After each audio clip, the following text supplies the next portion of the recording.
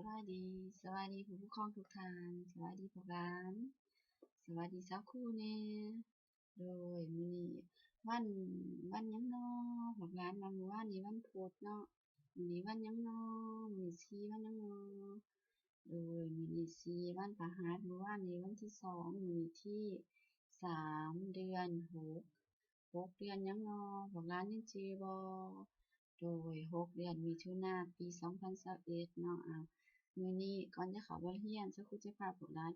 ร้องเพลงก่อนซะครูจะพาพวกหลานร้องเพลง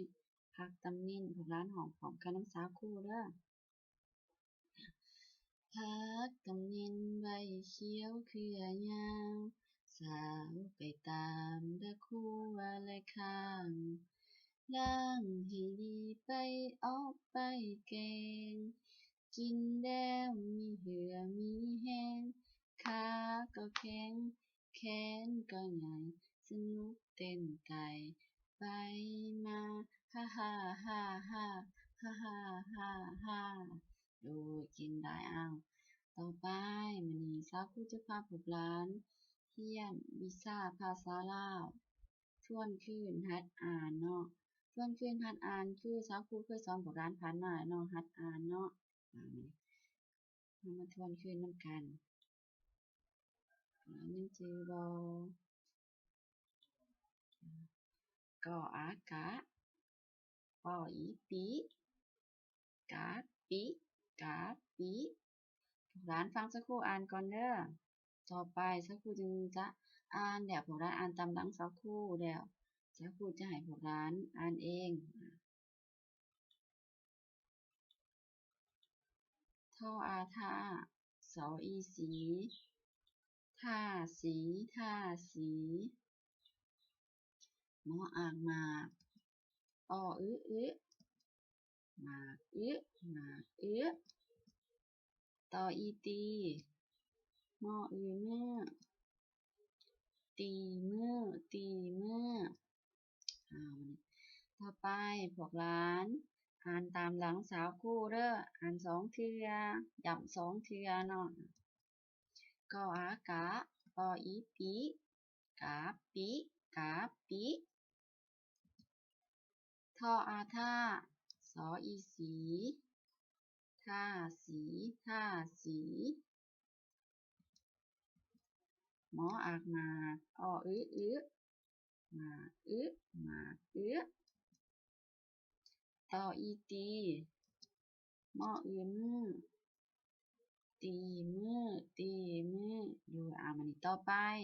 สาวครูจะให้พวกหลานอ่านเองพวกหลานอ่านเองเด้อพวกหลานอ่าน2เทื่อ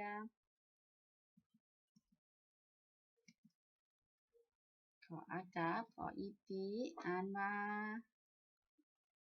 โดยกาปีพวกหลานอ่าน2เทื่อเด้อทออาท่าสออีสีอ่านว่าโดยทีหลายหมออากหมากอ้ออ่านว่าหมากยังน้อโดยหมาก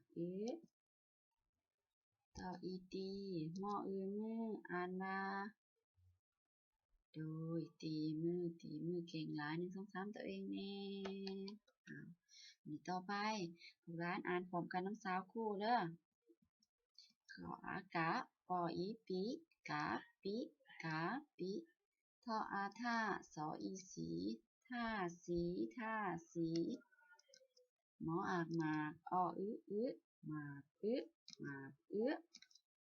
ต่ออีตีหม้อมือตีมือเก่งได้